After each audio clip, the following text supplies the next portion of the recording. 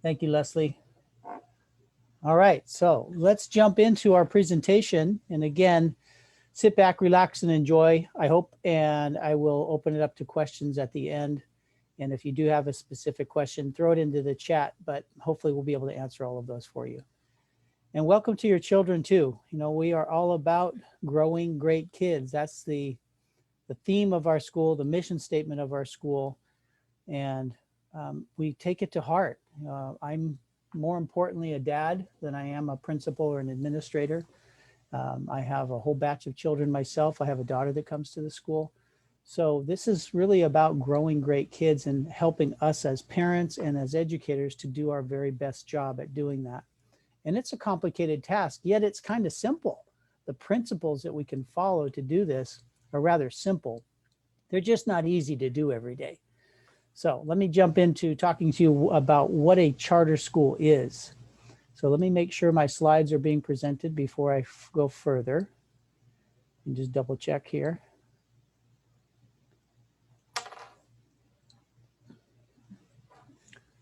Say when.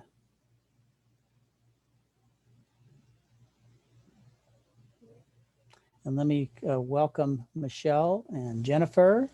And I know we've got a host of folks that are out there on Facebook. I don't see your names because we're working off of Zoom right now, but welcome. Again, welcome to Almond Acres Charter Academy. So next slide, what is a charter school? And real simple, two things. A charter school is an opportunity for a family to have an alternative public education. So traditionally we are generally forced to go to a local neighborhood school, and that may be wonderful, it may be perfect, it may be a fantastic school for our kids. But what if it isn't? What if that isn't working for our child? What other options do we have? There are private schools, there are online schools, but what about another neighborhood school that's an alternative? And that's what a charter school is. It gives families an opportunity to go to another public school without any strings attached. There's no need for an interdistrict transfer. You just sign up. If there's space, then your child is in, no matter what. So it's a public school, tuition free, paid by our public tax dollars. So number one, alternative. Number two, it gives us as educators and as parents an innovative way to raise our kids. So it gives us opportunity to do public education in a different manner. We have what's called a mega waiver, and that mega waiver gives us the freedom to choose our curriculum, our instruction, and our instructional practices as we see fit. But we're also highly accountable. Every 5 years, we have to be renewed. So if we're not succeeding, then we won't be renewed. Now, happy to say we're in our 9th year and we had our first 5-year renewal, flying colors. We additionally went after a WASC accreditation, which is the Western Association of Schools and Colleges. And we have received 2 very successful WASC reports and reviews. So we're really proud of that, and we're super happy with the progress that we're making for our students. So that's why a charter school. But how about Almond Acres? How is Almond Acres unique to public education? I think our mission statement is something everyone would believe in, but it is our mission statement. We want to grow great kids. And if you kind of tear that apart a little bit, what does it mean to grow? What does it mean to be great? And these are children. These are our kids. So we're going to grow them. We're going to fertilize them well, and we're going to watch them grow. And they're going to be great because they're going to be great citizens. We talk about 3 different words that help us to progress through that process. And the first word is affirm. We want to affirm our kids for who they are and how they're smart, both their strengths and their struggles, not just their strengths and not just their struggles, but both is what defines our kids. And then secondly, we got to stretch them. We got to help them to be and become the very best version of themselves, and every day working on that better version of ourselves. So to stretch our kids by teaching them productive habits of mind. Finally, the best part is creativity and the awakening of that creativity. Watching our kids just get so excited about what they're studying, what they're doing, and what they're creating. So ultimately, in project-based learning, kids are creating something wonderful. So affirm, stretch, and celebrate in that order. It really has to be in that order. As a parent, think about that. We affirm our kids first. If they're struggling, we affirm the struggle. If they're doing well, we affirm that. And then we take them to the stretch. And then you've got to have cake. You've got to give them a high five. You've got to say, good job.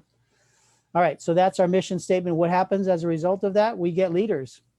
We get kids who are great because they're intelligent, they're creative, they're confident, I'm going out of order here, successful, they're happy, and they're caring people. They're great people, they're great citizens, on top of being a smart, intelligent young person, academically capable. And again, what does that give us? It gives us leaders. We have been very, very fortunate to watch our kids go through our school and really become very positive, effective, and confident leaders. Next, where am I now? Okay, formation of learning. So how do we do it? You know, we believe the need for this new school was critical for our community and our families and for us as educators to be able to take a step further and do something different in public education. We have a strong mission statement on how we're going to do that. And then we use a formation of learning framework that is scientifically based, it's neurologically based. It's not just psycho babble, it's not just education babble. This is neurological. This is how the brain works. And it includes 5 main components. And the first component is a child's disposition. We have to work with the attitude and perception of that child and how he or she thinks he or she is smart. So that's their disposition. It's what they bring to the classroom and their attitude about who they are. So we work on that heavily. And then we can get to the acquisition of knowledge, which is the second step. In a traditional textbook-driven system, that's what we really are doing. We are teaching knowledge, and it's essential. But if we stop there and we don't take it to the next 2 levels, which I'll share in a moment, we only get a 10% retention after 2 weeks. That's a sad statement. So we've got to take it to a higher level of thinking. And that next level is reasoning. Students need to extend and refine the knowledge so that they're applying it. They're analyzing things, they're comparing things, they're checking their errors. So they are literally learning how to think and how to reason. If we do those 2 things, we get 50% retention, a lot better, right? But what about the last? What about letting them be creative? Through project-based learning, students make decisions, solve problems, invent, investigate, experiment, and do systems analysis. That's adult thinking.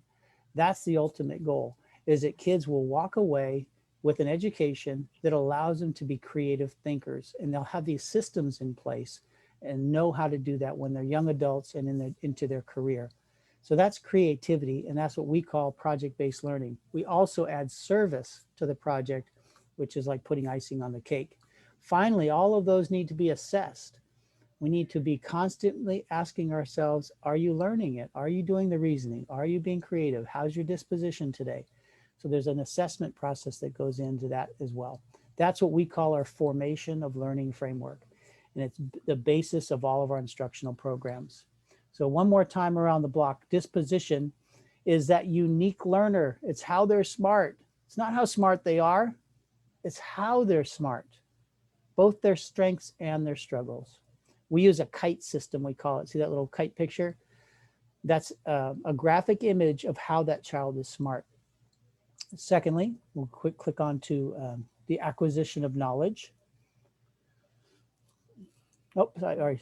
Yeah, how are you smart is the focus question, not how smart you are. Too often, that's what schools are always saying, is how smart are you? When in fact, you know, we're all smart. This particular group of people, let me go back to it. Go ahead. Is my family, and I am very blessed to have a large family. Some people think I'm crazy, but oh my gosh, what a joy. And with my 7 children, Susie's and my 7 children, each of them are smart in their own way. Each of them have their own personality. And they now, as young adults, have their own particular career that matches their intelligence, that matches their personality. So in that group of kids, there's a fire captain, there's a nurse, there's a mom who has a psychology degree, there's a horse trainer, there's an attorney. Who am I missing? There's an incredible athlete, and then add my other kids and my grandkids. It's just such a beautiful reflection of multiple intelligences. And as parents and as educators, if we can nurture those, if we can grow them by fertilizing them with a nurturing home and a nurturing school, they will become that person. They'll be much less competitive, and they'll be much more cooperative with the people that they work with, because they have appreciation for how people are smart, including themselves. So I'm grateful for that image there, but it's an illustration of how we are all unique, despite the fact that we may come from the exact same family. Next, let's talk again quickly about, this is a video that illustrates the same idea. It's called Animal School. So once upon a time, the animals had a school. We're going to take a few minutes to listen to this.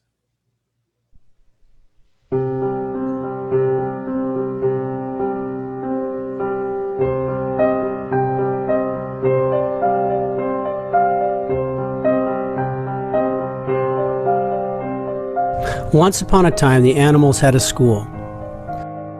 They had to create a curriculum that would satisfy everyone, so they chose 4 subjects: running, climbing, flying, and swimming. All the animals, of course, studied all the subjects.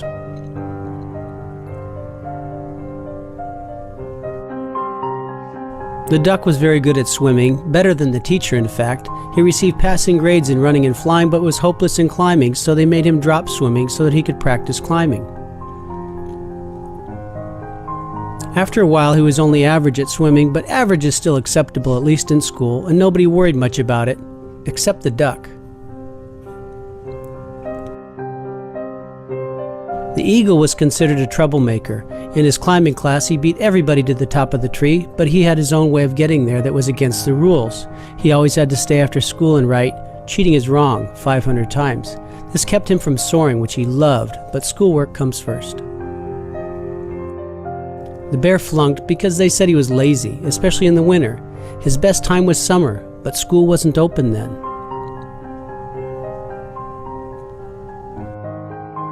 The zebra played hooky a lot because the ponies made fun of his stripes, and this made him very sad.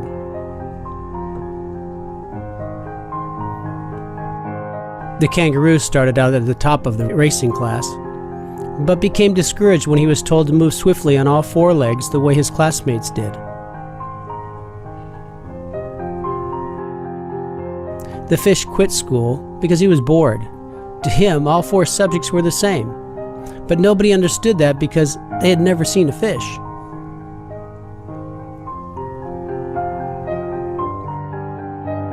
The squirrel got an A in climbing, but his flying teacher made him start from the ground up instead of from the treetop down.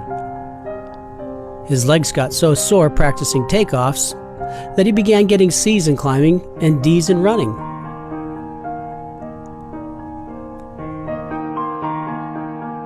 The bee was the biggest problem of all, so the teacher sent him to Dr. Owl for testing. Dr. Owl said that the bee's wings were too small for flying and they were in the wrong place. The bee never saw Dr. Owl's report, so he just went ahead and flew anyway. I think I know a bee or two. How about you? The duck is the child who does well in math and poorly in English and is given tutorials by the English teacher while his classmates are doing math. He loses his edge in math and only does passably well in English. The eagle is the child who is turned into a troublemaker because he has his own style of doing things. While he is not doing anything wrong, his non-conforming is perceived as troublemaking. Who does not recognize the bear? The kid who is great in camp, thrives in extracurricular, but really just goes flat in the academics. The zebra is the heavy, tall, small, short, self-conscious kid whose failure in school few realize is due to a sense of social inadequacy.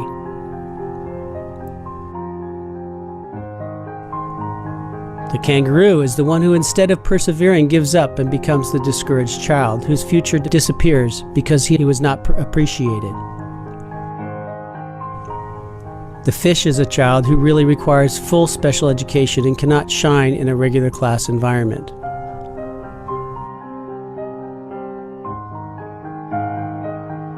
The squirrel, unlike the duck who manages, becomes a failure.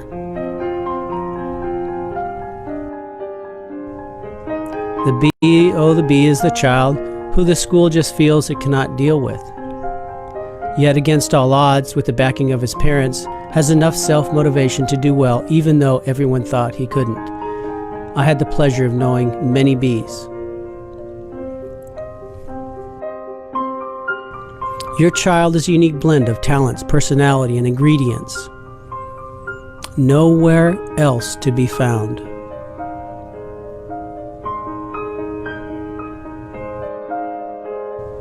Some children are skilled intellectually, others are blessed emotionally, and many are born with creative ingenuity.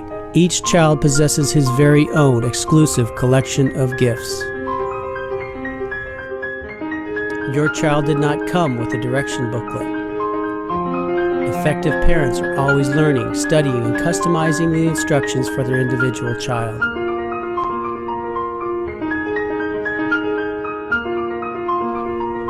Each and every child is unique as his fingerprints, a sparkling diamond of unparalleled beauty.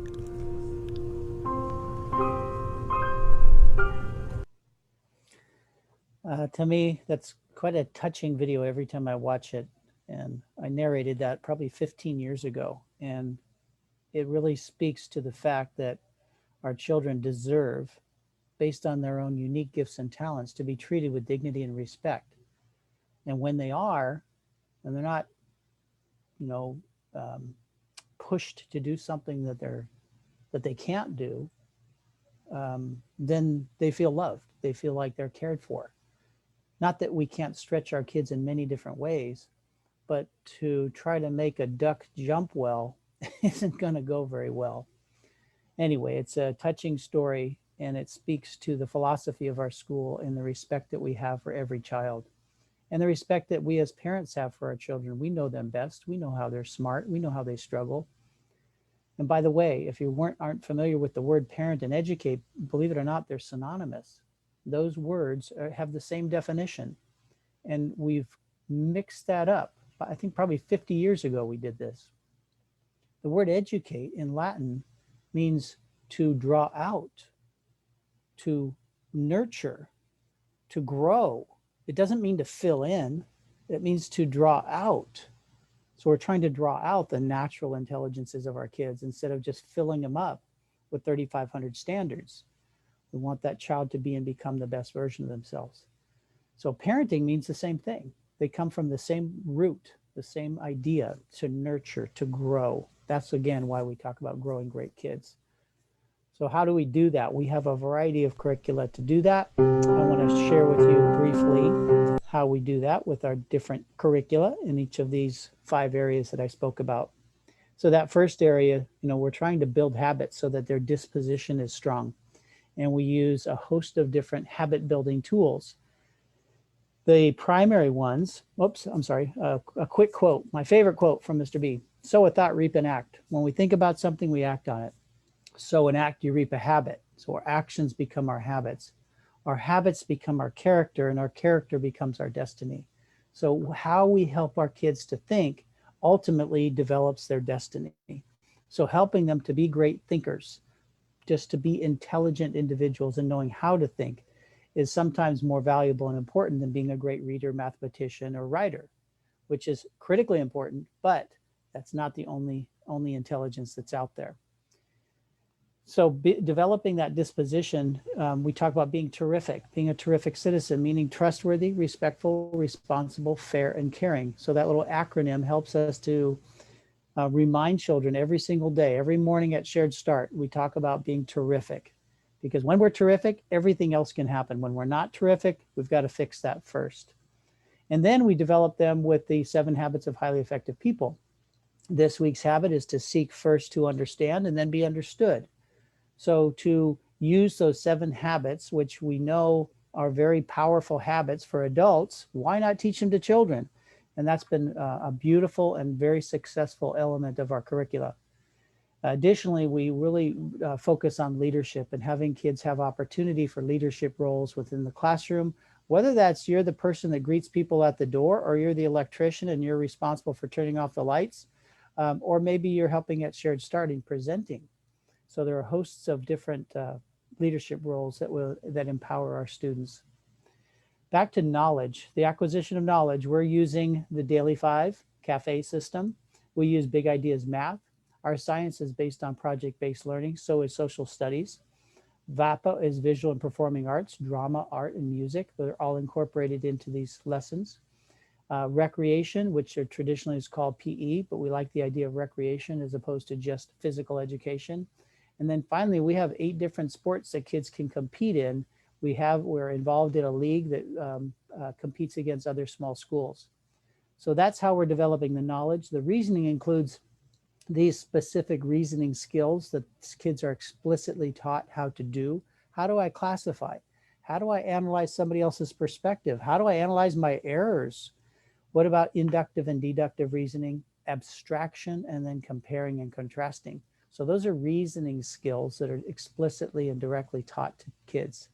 And then finally, the creativity part I talked about earlier, in those 6 different areas. You know, what do we do every day in our adult lives? We make decisions, we solve problems, we invent, we investigate, we experiment, and we do systems analysis. The kids walk away with those 5 steps for each of those that they can carry with them and know how to do those things when they're challenged in the world, whether it's in high school, college, or in adult living. So creativity, and then adding to that, that is where we bring in organizations from throughout the county. Last year, pre-COVID, we had 43 different business organizations, whether they were nonprofit or for-profit, work directly with our kids to provide that kind of influence from the outside of school, as well as kids going on field trips.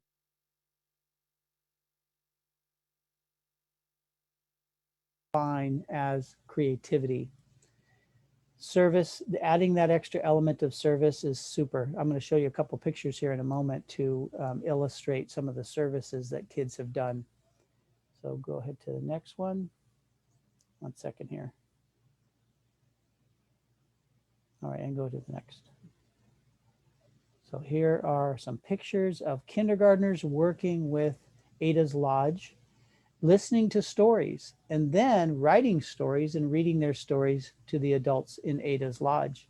So a beautiful partnership between generations, and kids learning how to listen, kids learning how to create their own stories. Here are images, if I'm not mistaken, this was our 3rd grade class. You can see the science that's built into this project and some of the social studies, and their work, their mural, 3D mural was posted in the library for the public to see. So it became a service to the library as well as science and social studies project. The next is a group of kids learning their science out in the ocean. So they're going to tide pools, they're cleaning up the beach. And then you can see that we had a guest come in from the AQPC, air quality management, and teaching kids about water retention, soils, worms, etc. Here are our older students who, this was a year ago, yeah, I guess maybe 2 years ago now, where they went around the park in Paso Robles and visited many of the local businesses. I want to say they went to at least 12 different businesses and talked to them about what it meant to be an entrepreneur. How do you start a small business? And they were able to both introduce themselves and shake the business owner's hand and ask questions. So that adult conversation was beautiful as well, learning what it meant to, develop your skill as an adult and maybe start your own business. So those are all service project-based learning units. In each class, each grade level has their own particular question that they're trying to answer in a project. So as we saw with the kindergartners, why are stories important? How about the 5th graders? Why is culture important? So they're trying to answer a driving question through these units. And how about 7th grade? Does courage give you hope, or does hope give you courage? Very thoughtful questions. Again, forcing very powerful thinking. All right, a new idea here. So that's all the learning. Well, what about the engagement between the school and the home? That's something we really, we desperately need, because the partnership between the home and the school is going to give that much more power to growing great kids. When we are talking the same language and we're participating in our kids' education, then our kids are hearing it.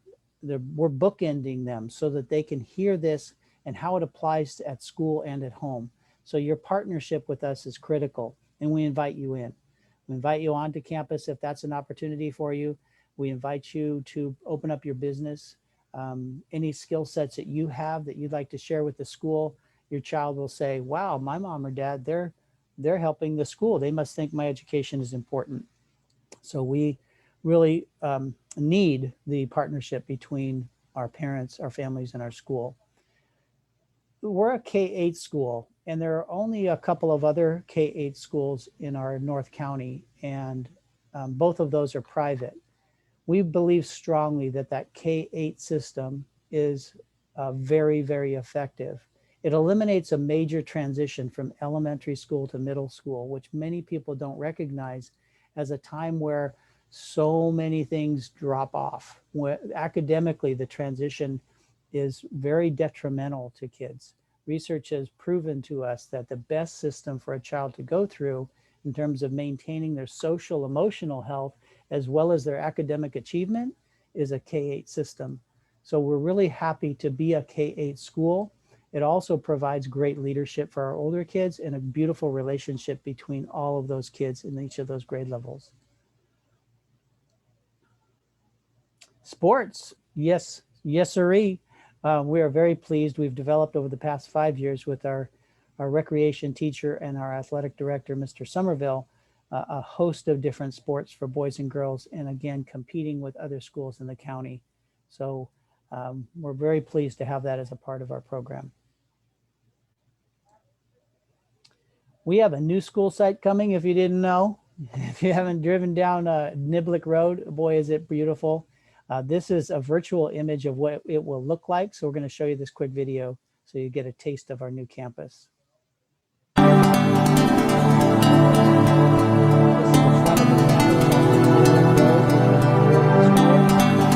It's a fully self-contained campus. So all of the classrooms are under one roof, which is wonderful for safety. It also creates that environment where gymnasium is tucked into the middle of the campus. It also makes the central location close together. As we turn the corner here to the back, the property drops off and gives us a natural amphitheater onto our playground. Those two classrooms in the back are for kindergarten and first grades. Again, we move up here. East side of the campus. In front of the school, where the administrative offices are, is our middle school campus. Again, all self-contained, extremely safe, highest technology when it comes to safety, surveillance, etc. Again, venture to the back of the campus.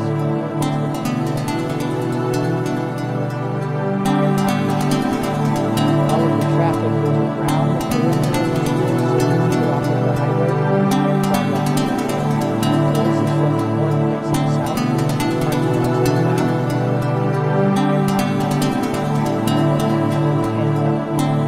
And we have a D-League soccer side field.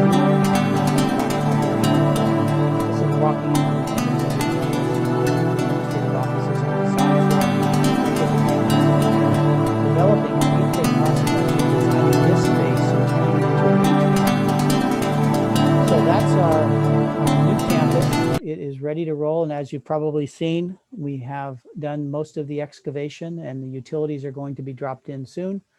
And our hope is that the school will be built and operable by September of next year. So we're looking at adjusting our calendar just a little bit, but being able to move in September of next year.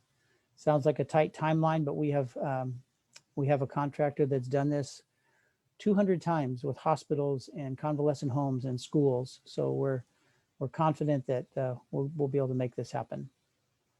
All right, FAQs. So these are a lot of the questions that you probably have, and I'll just zip through them. If I don't touch on something that you would like to ask, then go ahead and ask it in the comments, and then we'll open up the mic here at the end for questions that you can ask verbally. So we do follow the state standards. We have flexibility in which standards we focus on and which ones we make a priority. We use the NGSS, which is the new set of science standards for the state and actually the nation. Our content state standards are used for social studies. So we're using the same set of standards and requirements and expectations that all kids in public schools have. We do tweak things a little bit to match the philosophy of our school. We do participate in standardized testing every spring. It'll be a bit interesting this year with the COVID pandemic and how that all works out, but we'll be participating in that. We have a host of student support. So any student need, we do have systems built in place for students with any learning disability, any additional support that they need. We use a multi-tiered system of support. So all students get a certain layer of support. And then there are some students who get a little more support and some students who might get intensive support, but that's available to all students. And then our positive behavior intervention system is about restorative justice and restorative practices instead of punitive ones when our kids make mistakes. My simple way of saying that is if a child makes a mistake, one mistake, they get to do 5 things right. Do one thing wrong, do 5 things right. And we're going to help them to be that better version of themselves. There's here more on teaching and learning. So a typical day in kindergarten through 5th grade, we start with shared start. Everyone does that. And then there's a morning meeting. And then there are instructional blocks. And throughout the day in K through 5, students have a recess in the morning. They have lunch recess, and then they have an afternoon recess. And for our middle school, pretty much the same, but a little more intensive. Shared start, grade level classes, and they're being taught by grade level single subject experts. So those teachers in middle school are single subject teachers as opposed to multiple subject. And then finally, the recess and lunch recess. How about families and community admissions? Open enrollment is from January 15th to March 15th. All students are welcome regardless of their address. Anyone in the state of California can go to any charter school as long as there's space. All you need to do is fill out a request for enrollment. It's a simple form online, and that will allow you to be participating in this open enrollment time. And if there's a lottery, which I shouldn't say if anymore, there will be a lottery in just about every grade, then you'll be able to participate in that. Email notifications will be sent out after March 15th regarding the enrollment status of your child and when the lottery would take place. There are some lottery preferences. So students who are currently enrolled have first dibs on the seat, and then their siblings second, and then children of faculty or staff. And then we go out to the neighborhoods of Paso Robles and the North County. Uniforms. It is required to wear a uniform on campus, and it's one of the best things we've ever done, and the kids love it, believe it or not. It's very colorful. We use all 4 colors of our school, so it's a very beautiful sight to walk into a classroom and see students wearing a polo shirt in red, blue, yellow, or green, and then they wear blue pants or khaki pants. All of those things can be acquired through the website. The bottoms, the pants and skirts and such can be purchased at Walmart and Target and anywhere else that has uniform clothing. And then there's an exchange program available too every year. By the way, it's actually cheaper as a dad. It's cheaper to buy uniforms than it is to buy the regular clothes for kids every day. So it's an extra bonus.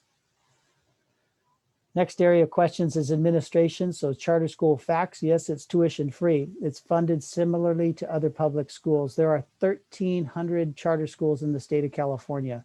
So this movement over the past 30 years has really blossomed in most communities and in our community in the North County, we're the only site-based charter school. There are 2 other site-based charter schools in San Luis Obispo. There's Bellevue Santa Fe, and then there's the Grizzly Academy down in San Luis Obispo. So we're the only one in the North County, and for one of the reasons why we want to be, why we're locating into Paso Robles, to make it more convenient for more families. Our class sizes are listed there. Kinder through 3rd grade is the maximum of 22, 4th and 5th 28, and 6th through 8 30. Up to 2 classes per grade level maximum. That'll be our maximum enrollment and capacity at the new site. We avoid combo classes. We've never had them and don't expect to ever have them. That's always a question though. Do we have combo classes? Basically, no. It would be a very interesting situation if we ever got to that, but I don't see it. K-5, multiple subject teachers, and 6th through 8 are single subject teachers. Next set of questions. Red is the body of the school, the safety facility and equipment. Yes, we're moving. You saw our video. That's super exciting. It's going to be a state-of-the-art facility. Health and safety. We follow all mandates when it comes to safety, whether that's intruder safety, that kind of safety, whether it's physical space safety. And obviously during COVID, we are following all of the protocols for COVID. We do have bus transportation right now from Paso Robles to San Miguel. We'll flip that route and take students from San Miguel to Paso Robles. So we have an 80 passenger bus and it's a pretty brand new. I think we've been driving it for maybe 2 years at the most. So we have that available. Technology, all kids in grades 5 through 8 have their own personal laptop. And then additional ones are in the classroom, and we use iPads and other technologies as well as needed. Google Apps, we really focus on the use of Google Classroom. So all of the students' curriculum is available for parents to review and to comment on, and for students to submit their work and build creative projects using these technologies. We also have an excellent tech support team to help us with these different resources. I think I just hit the last one. There's one last one, and that's thank you very much. I may have spoken rather quickly, but hopefully that answered most of your questions, if not all of them. Again, I'm very grateful for your company today, and we'll just take a few minutes to take some questions if you still have them.